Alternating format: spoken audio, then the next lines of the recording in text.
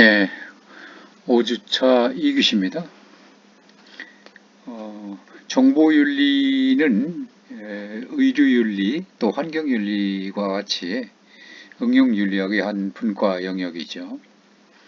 응용윤리학의 이제 목적이 개인적 혹은 그 사회적 문제들이 발생할 때 그 문제의 본질과 해결책의 그 옳고 그름과 좋고 나쁨, 그리고 바람직함과 그렇지 않음의 기준을 탐색하고자 하는 것입니다.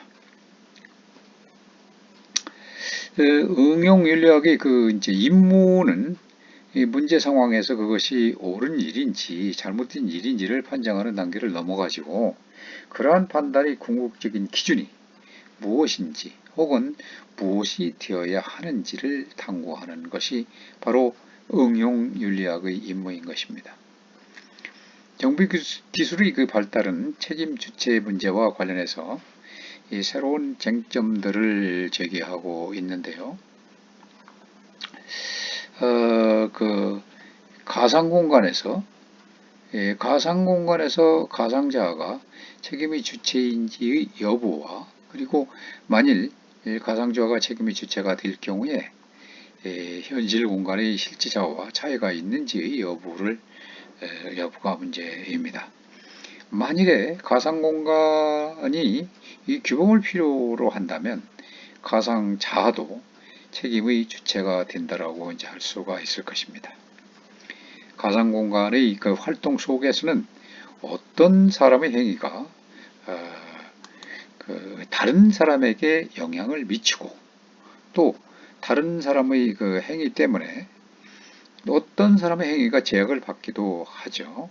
따라서 이 가상공간에서의 그 행위에 대해서도 누군가는 책임을 져야 하고 가상공간에서도 행위 규제는 필요한 것입니다.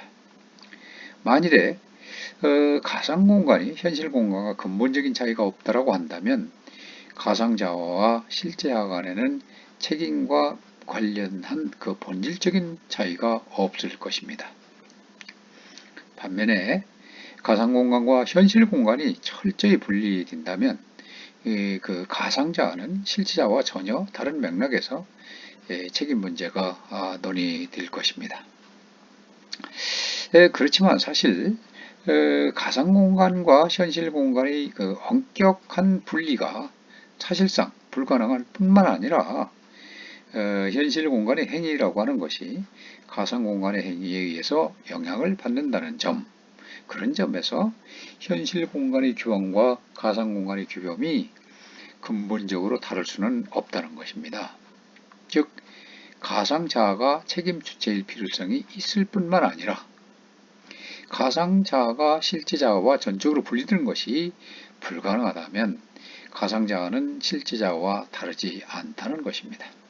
이를 좀 더 명확하게 말한다면 실제자아가 가상공간 활동에 대해서 책임이 있다는 것을 의미하는 것입니다.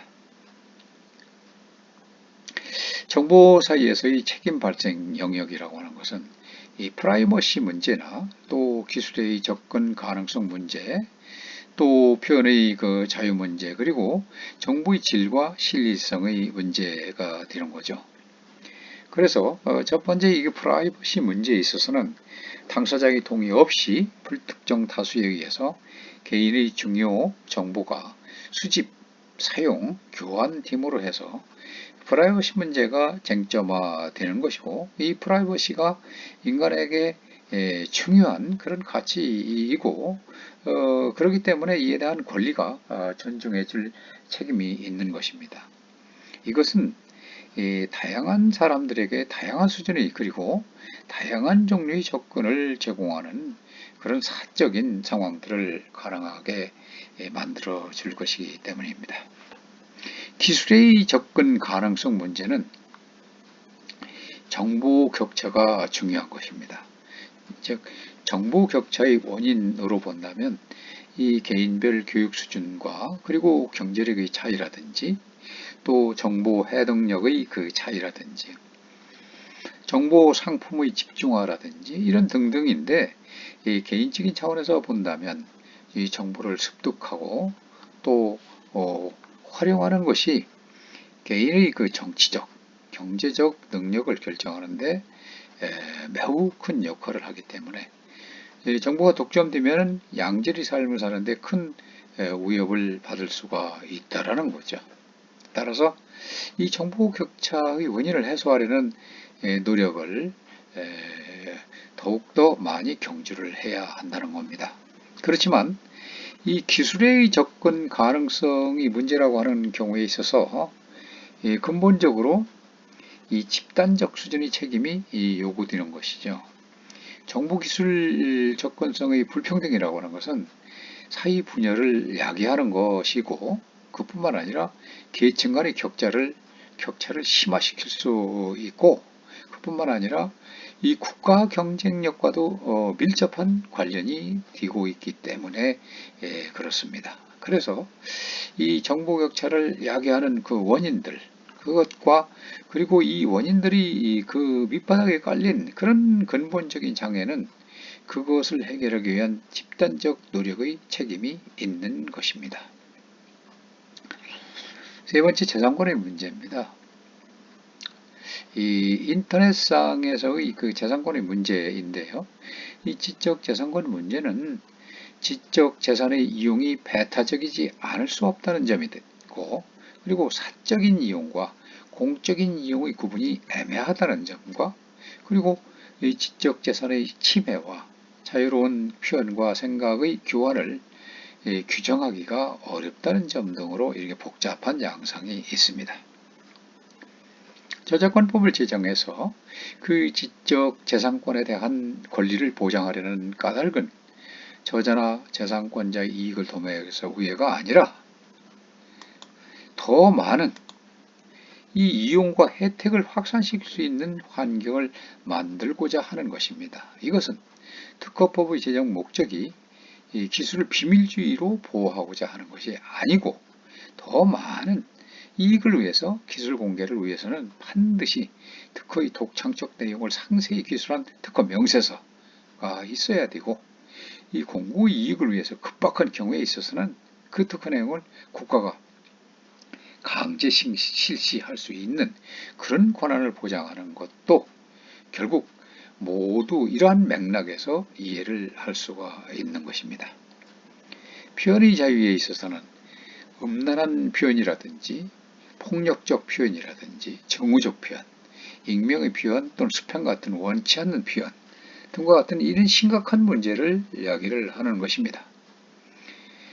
폭넓은 이용자층과 문제 표현들의 매우 취약한 층으로 구성된 이 가상공간에서 이러한 표현들을 심각한 결과를 야기할 수밖에 없는 거죠. 그래서 이 공익을 해칠 위험이 있는 것이고 여타의 기본적인 권리, 즉 예컨대 이 프라이버시권이라든지 지적재산권을 침해할 가능성이 높다는 것이죠.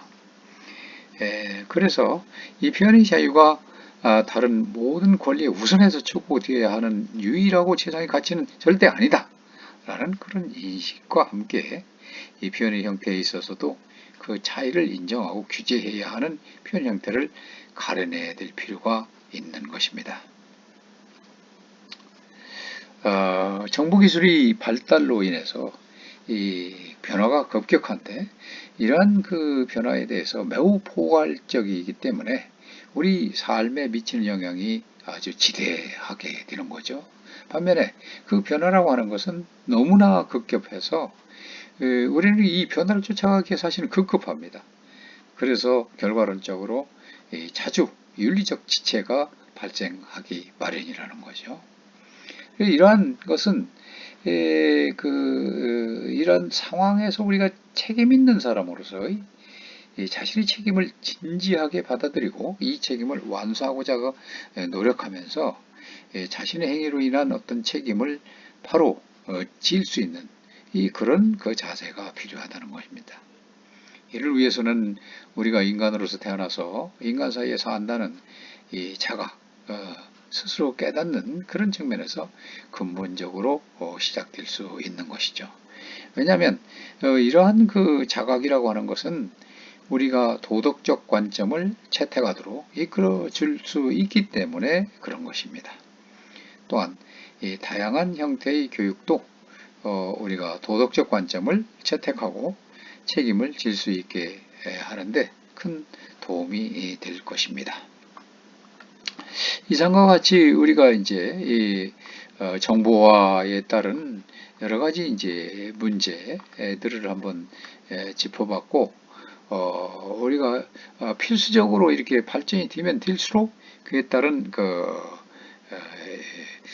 제기될 수 있는 윤리적 문제들이 많다라고 하는 거죠. 이것을 우리는 이제 심각하게 다 함께 고민해 가면서 그 솔루션을 마련해야 된다라고 하는 것입니다. 다음으로는 이제 우리가 중요시하고 있는 사회적 이슈로 될 수 있는 그 안락사, 또 안락사와 그 자살 방조의 문제를 주제로 살펴보도록 하겠습니다.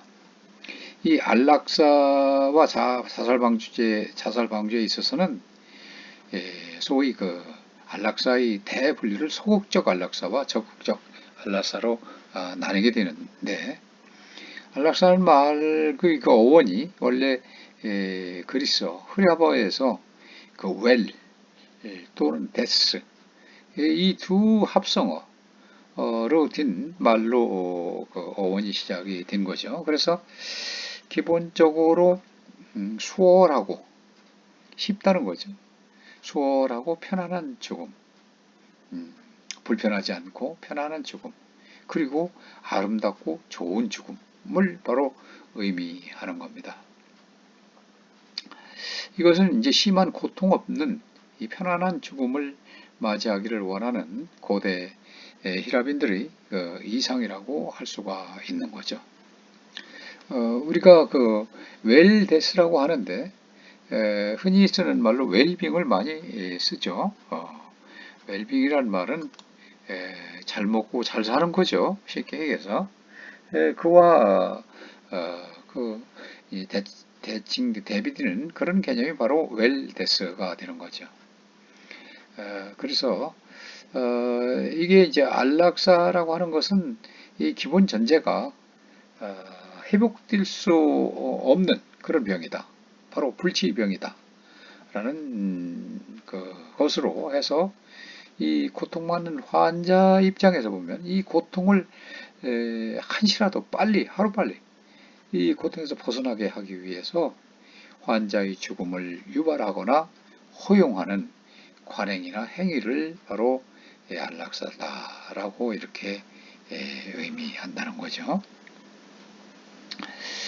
그래서 이렇게 인간이 고통으로부터 벗어나고 그래서 인간이 이제 편안하고 존엄스럽게 이렇게 죽을 수 있는 이런 것이 사실상 어제 오늘의 얘기가 아니라 이 동양이나 서양에서 옛날부터 오래전서부터 시행을 해왔던 사항입니다.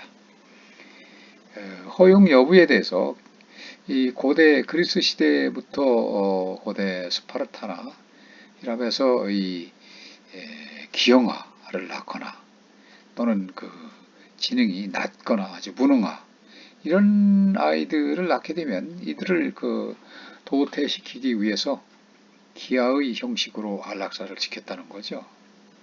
그러니까 이 기아의 형식이라고 하는 것은 이제 굶기는 거죠. 굶겨서 죽도록 하는 거. 이게 기아죠. 그런 식으로 안락사를 시켰다라고 하는 건데, 그 안락사라고 하는 말의 그 용어에 의해서 살펴봤듯이 사실 편안하게 죽느냐, 수월하게 죽는 거인지는 모르지만 편안하고 또 고통스럽지 않고 또 그 다음에 인간의 어떤 존엄스럽게 이렇게 존엄성을 지켜가면서 죽느냐 하는 그런 측면에서는 사실상 안락사라고 보기도 좀 의문이 있을 수 있는 거죠. 그래서 어쨌든 이렇게 옛날부터 그렇게 지능이 낮거나 기형아를 낳게 되면 안락사라는 명목으로 기아의 형식으로 이렇게 죽도록 하게 했다. 고대 로마에서도 이 경화가 출생하면 즉시 죽인다 라고 하는 법률까지 제정해서 이렇게 시행을 하고 했던 기록들이 있는 것이죠. 이와 같이 이렇게 그 안락사라고 하는 것은 어떤 사람이 감당할 수 없는 그 혼수 상태에 있거나 최소한 더 이상 이 좋아질 수 없는 그런 상황이 있다고 판단될 때에 즉 이제 죽음보다도 더 나쁜 상황에 처해 있다. 이렇게 믿어질 때 의도적으로 죽이거나 죽도록 두는 행위라고 정의할 수도 있죠. 그렇지만 이 안락사가 이루어지는 이 경우마다 사실 그 윤리적인 측면에서의 그 문제를 내포하기도 하면서 안락사 자체에 대해서는 아주 찬반 여론이 아주 그 뜨거운 논쟁으로 대두되고 있는 게 현실입니다. 참고적으로 우리나라 같은 경우는 안락사 제도가 현재까지는 없습니다. 그래서 안락사를 하기 위해서 외국에 나가는 그런 경우도 지금 왕왕 있죠. 그래서 이 안락사를 바라보는 두 가지 관점의 측면이 있는데, 이 안락사를 이제 대별해서 자발성 여부로 대별을 합니다. 세 가지로 나눠지죠. 첫 번째가 자발적인 안락사이고, 두 번째가 비자발적인 안락사, 그 다음에 세 번째가 비의지적인 안락사로 이렇게 세 가지로 나눠집니다. 그 뜻에서 바로 우리가 추정을 할 수 있듯이 자발적인 그 안락사는 자발적으로 의사 표현을 하는 것이죠. 자발적으로 의사 표현을 하는 것이기 때문에 또 비자발적인 안락사는 이제 또 자발적인 의사 표시가 없다는 거죠. 그리고 비의지적인 안락사는 이제 그야말로 이제 죽기를 원치 않는, 살기를 원하는 그런 그 비의지적인 그런 안락사라고 볼 수가 있는 거죠. 어쨌든 이 고통을 당하는 사람이 원하는 경우에는 자발적인 안락사라고 이제 합니다. 표현을 하는 거죠. 당사자가 자신이 원하는 것을 표현할 능력이 만약에 없는 경우에는 어떻게 뭐라고 하느냐? 그런 것은 비자발적인 안락사라고 합니다. 예를 들자면 이런 경우죠. 유아 같은 경우는 그 의사 표시를 못하죠. 또 뿐만 아니라 의식불명에 있는 환자도 의사 표시를 할 수가 없는 경우입니다. 그래서 이런 그 사람들을 이제 비자발적인 안락사, 그리고 또 당사자는 이제 살기를 원하는 경우, 이런 경우에는 비의지적인 안락사라고 볼 수도 있는 겁니다. 이 자발적인 안락사는 환자의 동의를 전제로 해서 시술되는 형태로 그 환자가 자신의 삶에 대한 의지를 직접 표명하거나 또 사전 승낙이 있는 경우, 또는 환자가 평소 그와 같은 상황을 가정해서 유언을 남기는 경우가 이에 해당된다라고 볼 수가 있는 겁니다. 이 자발적 안락사는 그래서 생명윤리 원칙 중에서도 이 자율성을 원칙으로 이 전제가 되는, 그렇게 돼서 시행하는 것인데, 이 자발적 안락사에서 제기되는 이런 윤리적 정당성, 이것은 비록 스스로 결정에 의한 경우라 할지라도 그 결정이 진정으로 자의적이냐, 그리고 자유선택에 의한 것이냐 하는 이런 그 논의가 필요한 것이죠.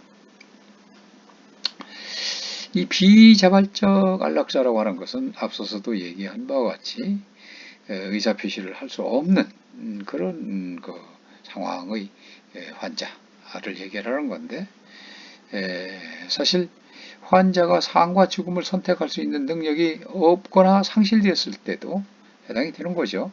환자가 아닌 환자의 후견인인 가족, 그리고 친지의 동의를 얻어서 안락사가 시행이 되는 겁니다. 즉 이거는 어찌 보면 이 환자의 의지하고는 관련이 없는, 의지를 표명할 수가 없기 때문에 보호자 또는 후견인, 가족 친지 이런 동의가 필요해서 그것에 의해서 시행되는 것이죠. 그래서 비자발적 안락사는 매우 선별적으로 시행되고 매우 엄격하게 선별적으로 시행되어야 한다는 것이며, 일종의 필요악으로서 최소한의 문만 열어놔야지 이것을 인정을 가급적 하지 말아야 된다는 겁니다. 이때 환자의 이 자발적인 동의를 위한 예비장치로서 생전 유언의 그런 방법은 있을 수가 있는 것이죠. 또 그 다음에 이제 의사 조력 자살입니다. 의사 조력 자살. 이것은 의사가 환자에게 자살하는데 필요한 이 수단이나 정보를 제공해서 환자 스스로 죽음에 이르도록 유도하는 그런 행위나 또는 그 약물을 주입하도록 돕는 그런 행위를 말하는 것이죠. 일반적으로 이 경우에 부정적인 이미지가 아주 강합니다. 좋게 보지는 않죠. 일반적으로 조력자살이라고 하는데, 이 조력자살에서 의사는 형식적으로 협력자이고, 즉 도구적 원인이라고 할 수가 있는 것이죠. 이때 의사라고 하는 사람은 이 가능한 수단만을 제공하지만 그럼에도 죽음의 그 실제적 조력자가 되는 것입니다. 죽음의 의사로 잘 알려진 병리학자인 그 커보기안이라는 그 의사는 이 직접 자살기계를 이제 고안해서 만들었을 뿐만 아니라 공공연하게 그 대상자를 모집까지 했습니다. 모집해서 그가 이제 구속되기 전까지 무려 9년 동안이나 130명이 넘는 사람들이 자살을 도운 그런 기록으로 나와 있는 것이죠. 그래서 이 커보기언 박사는 1990년대부터 1999년까지 약 한 130명이 스스로 목숨을 끊을 수 있도록 그렇게 도움을 준 것입니다.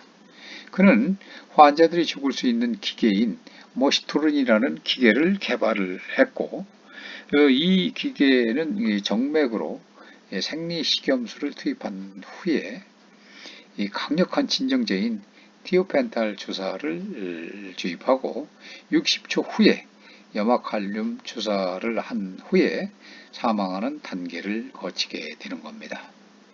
미시간주에서 개업의로 일하고 있던 그는 이 같은 행각이 외부로 알려지면서 미국 의료계와 사이에 큰 충격을 안겨주었습니다. 안락사에 대한 논쟁을 불러일으켰던 것이죠. 결국 그는 그 간접살인이라는 혐의로 안락사 과정에 대한 심층 조사를 받게 되고 1999년 살인죄로 기소돼서 8년형을 언도받게 됩니다. 1990년도부터 1998년 사이 잭 박사의 도움을 받은 환자 69명 중 단지 17명의 그 환자만이 치료 불가능한 말기 환자였고, 나머지는 어떤 신체적 고통도 없는 사람들이었다는 이유가 되는 것이었습니다. 그 이야기는 지난해 미국 공영방송 HBO가 방영한 당신은 잭을 모른다라는 그런 제목 You Don't Know Jack의 소재로 등장하기도 했습니다. 그래서 할리우드 유명 배우 알 파치노가 커브기안 박사 역을 맡아서 열연했죠. 그래서 커브기안 박사는 그렇게 얘기합니다. 누군가는 고통받는 인류를 위해서 뭔가를 해야 한다. 그런 얘기를 하면서 나는 나를 환자들 입장에서 놓고 본다. 그리고 그것이 내가 원하는 뭔가다. 라면서 그렇게 소신을 밝혀왔습니다. 커브기안 박사는 1928년 디트로이트 폰티악에서 태어났으며 미시간 대학 의과대학을 졸업하고 1952년 병리학자가 되었습니다. 그는 인턴 기간 암으로 사망한 중년 여성을 지켜보면서 처음 안락사에 대해 관심을 갖기 시작했습니다.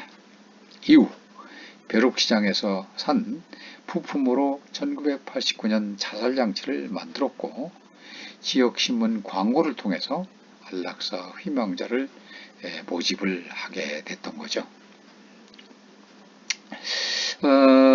이같이 이제 이 두 번째 중요한 관점을 볼 수가 있는데, 이 적극적 안락사와 소극적 안락사로 나눈다는 겁니다.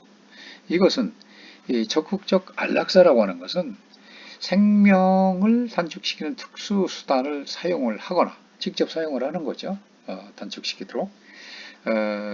그렇거나 또는 그 생명을 연장시키는 일반 수단을 사용하지 않음으로 해서 환자의 죽음을 의도하는 경우가 그것이라는 겁니다.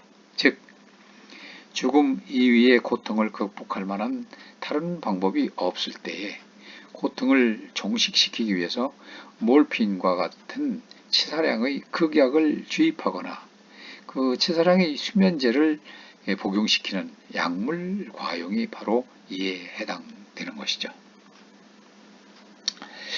이 소극적 안락사는 그에 반해서 생명을 단축시키는 일반 수단을 사용하거나 생명을 연장시키는 특수수단을 사용하지 않아서 환자를 죽음에 이르게 하는 것을 말하는 것입니다. 즉, 환자의 생명을 연장하기 위한 치료 행위를 중단하거나 또 의료 보조장치를 제거함으로 해서 자연스럽게 생을 마감하도록 하는 것이죠. 소극적 안락사는 환자의 죽음의 과정에서 인위적인 수단을 배제한다는 점에서 소극적이라고 할 수 있는 거죠. 이 관점은 두 가지가 문제가 됩니다. 하나는 생명유지장치, 그 생명유지장치의 제거 여부가 문제가 되고, 또 하나는 행위를 가하느냐의 여부가 문제가 되는 겁니다. 할 수 있는 모든 행위가 동원되는 것, 또 생명유지장치의 제거를 포함하여 죽음을 재촉하는 모든 행위를 가하는 것, 이것은 적극적 안락사의 경우입니다. 반면에 그 소극적 안락사의 경우는 이 죽음을 재촉하기 위한 아무런 행위도 가하지 않는다는 것입니다. 이 두 가지를 구분하는 다른 기준도 또 있습니다. 그것은 죽음의 1차적인 원인이 인간의 행위에 있는가, 아니면 질병이나 부상에 있는가 하는 것이죠. 그래서 죽음의 그 1차적인 원인이 인간의 행위에 있으면 그것을 적극적인 안락사라고 하고, 또 어떤 상처나 질병 때문에 죽었다면 그것은 소극적인 안락사라고 하는 것입니다. 그런데 그 적극적 안락사와 그리고 소극적 안락사를 명확하게 구분짓지 않을 때에 다음과 같은 혼란스러운 상황이 발생할 수도 있는 것입니다. 첫 번째, 그 환자가 죽게 되거나 의사가 치료를 계속하는 것이 무의미하기 때문에 치료를 중단하게 될 때 초래되는 그런 죽음에 대해서 많은 의사들은 책임의식을 느끼게 되면서 이러한 책임으로 인해서 지나친 부담을 안겨줄 수 있다는 점입니다. 그러나 이러한 책임은 의사들에게 불필요하고도 잘못된 부담을 안겨주기에 바로 폐기되어야 한다는 것입니다. 두 번째 문제, 그 의사가 생명을 지속시키는 이제 의료적 이런 치료, 그것이 더 이상 효과가 없다라고 판단하는 그런 모든 경우에 있어서 환자에 대한 빠르고도 직접적인 죽임은 인도주의적이고 경제적인 근거에서 가장 합리적인 단계로 정당화될 가능성이 있다는 겁니다. 따라서 우리는 이 적극적인 안락사와 소극적인 안락사를 명확하게 구분할 필요가 있는 것입니다.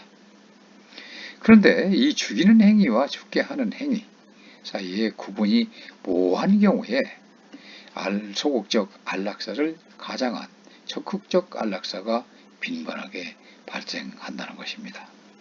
그 대표적인 예는 1970년대 중반 그 미국에서 대다수 그 다우 증후군 신생아, 이 신생아들에 대한 부모들이 다운 증후군이라고 하는 그 이유로 어, 그야말로 이, 이, 그 장폐색과 같은 그런 장이 폐색되는 그런 것 같은 선천적 결함을 갖고 태어난 이 신생아 이런 경우에 있어서 수술을 받지 않으면 바로 죽을 수밖에 없다는 것을 바로 이용하는 겁니다. 간단한 수술만 거치면 생존할 수 있었음에도 불구하고 부모와 의사는 수술을 하지 않기로 결정하는 겁니다. 수술을 하지 않는 것은 소극적 안락사로 분류될 수 있다는 점을 바로 이용을 했던 것입니다. 그래서 수많은 선천성 장애 신생아들은 수시간 혹은 수일에 걸쳐서 탈수와 감염으로 서서히 고통스럽게 죽게 되었다는 것이죠. 이것은 또한 이 소극적 안락사를 합법화할 경우에 장기 매매와 같은 상업적인 목적으로 또 악용될 가능성도 배제할 수는 없다는 것입니다. 장기 부족으로 인한 의료 자원의 분배 문제에 있어서 심각하기 때문에 이러한 상황에서 소극적 안락사를 허용할 경우에 환자를 안락사시키면서 그의 장기를 적출해서 다른 환자를 위한 장기 이식이 가능하기 때문입니다. 따라서 이 의료 시장에서 이 상업주의가 개입될 경우에 있어서는 장기 매매를 위한 목적으로 안락사가 악용될 수 있다는 사실입니다. 그렇기 때문에 이 소극적인 안락사는 악용이나 남용을 방지할 수 있는 엄격한 그런 제도적인 보완책 위에서 조심스럽게 허용되어야 한다는 것입니다. 이같이 안락사의 두 가지 구법을 놓고 보면 이 안락사라고 하는 것은 다음의 6가지 유형으로 나눠질 수가 있다는 거죠.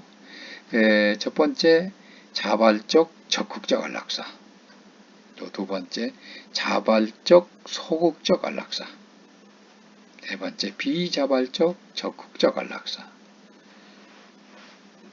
네 번째는 또 이제 비자발적 소극적 안락사. 다섯 번째가 비의지적 적극적 안락사. 마지막 6번째가 이제 비의지적 소극적 안락사로 나눠질 수가 있는 것입니다. 그래서 이렇게 6개 유형별에 대해서 논란점이 있는데 이 자발적 안락사라고 하는 것은 특히 자발적 소극적 안락사는 그래도 일반적으로 도덕적으로 많은 사람들에게 용인되는 추세에 있는 것 사실입니다. 반면에 자발적 적극적 안락사는 좀 더 논란이 좀 있고 그러면 이 비자발적 안락사는 자발적 안락사에 비해서 어떻게 받아들여질 수 있는 것일까? 죽기를 바라는 사람을 죽이거나 죽게 내버려둔 것보다도 죽여달라고 말할 능력도 없는 사람을 죽이는 것이 더 문제가 되지 않을까? 한편으로는 이미 존재를 멈춘 사람을 죽이거나 죽게 놔두는 것이 필연적으로 현존하는 사람의 그 자발적 안락사보다 문제가 덜할 수도 있다는 것이고, 왜냐하면 그것은 동의가 결여되었기 때문입니다. 따라서 이 소극적인 경우까지 포함해서 이 비자발적인 안락사가 정당화할 수 있는 더 많은 근거가 필요하기 때문인 것입니다. 이는 논란이 이제 많은 부분이 되는 거죠. 마지막으로 우리가 가장 문제가 많은 것은 바로 비의지적 안락사입니다. 대부분 학자들은 비의지적 안락사야말로 심각한 문제가 있다라고 보는 것입니다. 하지만 이런 관점을 분명한 것이라고 보기는 또 한편 어려운 측면이 있습니다. 비의지적, 소극적 안락사의 경우에 만약 당사자의 생명이 지속되는 것이 그 자신의 이익과 대치된다면 어찌할 것이냐, 이런 문제. 그 자신의 생명의 권리가 오히려 그의 삶을 더 나쁘게 만드는 결과가 되는 그런 경우도 있다는 것입니다. 그렇다면 비의지적 그런 소극적 안락사도 경우에 따라서는 이 도덕적으로 용인되어야 할지도 모른다는 점입니다. 이 전체적으로 본다면 안락사라고 하는 것은 사람의 죽음을 내포하는 정의를 가지기 때문에 이 다른 조건들이 동일하다는 가정하에서는 비의지적인 안락사가 비자발적 안락사보다도 문제점이 많을 수밖에 없는 것이고, 또 비자발적 안락사는 자발적 안락사에 비해서 논란의 여지가 많을 수밖에 없다는 사실입니다. 최근의 경향을 본다면 안락사의 허용 범위가 점점 확장되고 시술 방법도 그야말로 소극적인 면에서 적극적인 면으로 진행되고 있는 상황에 있습니다. 즉 안락사는 종래의 소극적 안락사의 합법화를 넘어서 의사 조력 자살 또는 적극적 안락사까지 확대되어서 합법화하려는 방향으로 전개되고 있습니다. 또한 과거에는 육체적 고통 제거에 중점을 두었던 반면에 오늘날에 있어서는 존엄하게 죽을 환자의 권리에 초점을 두고 있습니다. 안락사의 찬성론으로서는 공리주의 유용성 원칙이 있는데, 이 환자의 고통이 극심하고 회복의 희망이 없을 때 유용성의 원리는 환자를 죽음에 이르도록 자극하기 마련입니다. 그런데 이 유용성의 원리는 하나의 척도가 될 수 있을 뿐이지 안락사의 타당한 기준은 될 수가 없다는 것이죠. 유용성의 원리가 지닌 가장 큰 문제점은 이 고통의 종식만이 행복의 척도라는 데 있습니다. 하지만 이 고통이나 삶의 질보다도 생명 그 자체는 그 어떤 가치와도 비교할 수 없는 고유한 가치를 갖고 있는 것입니다. 생명 자체는 개개인에 있어서 중요한 선이며 그 자체로 가치 있을 뿐만 아니라 모든 다른 선의 추구를 위한 필수 요소라고 할 수가 있는 겁니다. 따라서 유용성의 원칙에서만 볼 때는 죽음만이 고통을 종식시키고 행복이 바로 불행을 능가하는 상태로 만들 수 있다고 보는 것이 바로 문제라는 것입니다. 이 고통보다 더 중요한 가치는 환자의 생명이라고 할 수 있기 때문입니다. 말기암 환자들은 극심한 고통 속에서 자신의 생명을 종결시켜달라고 호소하는데, 이러한 호소를 그대로 받아들여서는 안 된다는 것입니다. 환자는 극심한 통증과 오랜 투병 생활로 가족들에게 돌아갈 경제적인 부담 등으로 인해 자포자기한 심정으로 죽음을 요청하는 경우도 많기 때문입니다.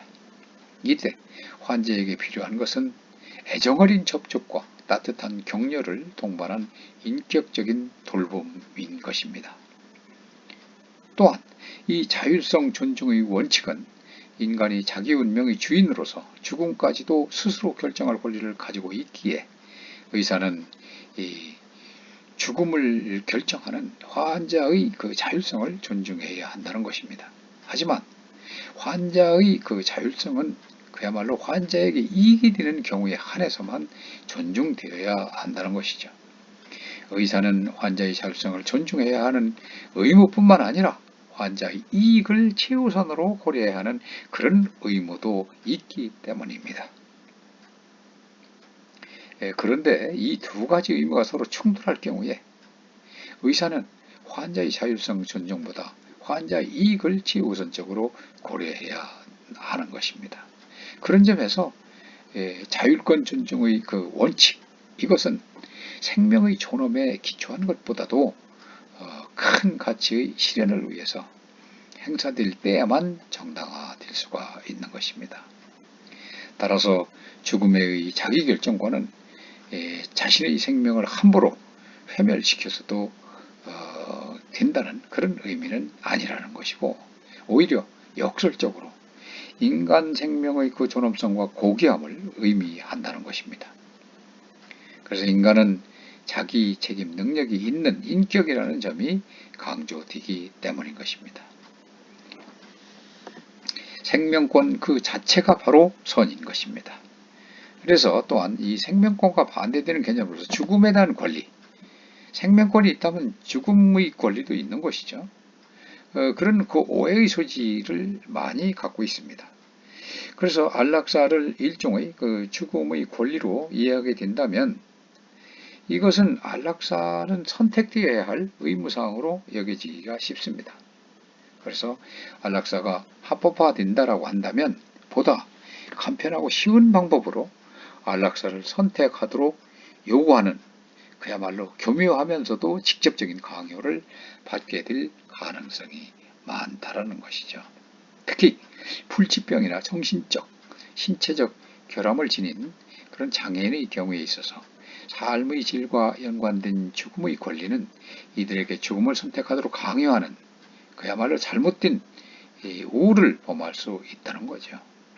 좋은 동기든 나쁜 동기든 간에 가족들이 그 압력에 의한 강요로 자발적 안락사가 이루어지게 된다면 이는 생명 존엄에 역행하는 심각한 문제라고 할 수가 있는 것입니다.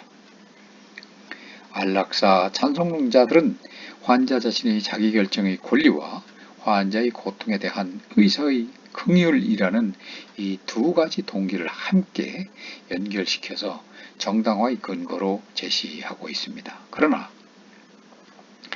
이 두 측면을 분리시켜 본다면 그 필연적으로 연결될 이유는 없다는 것입니다.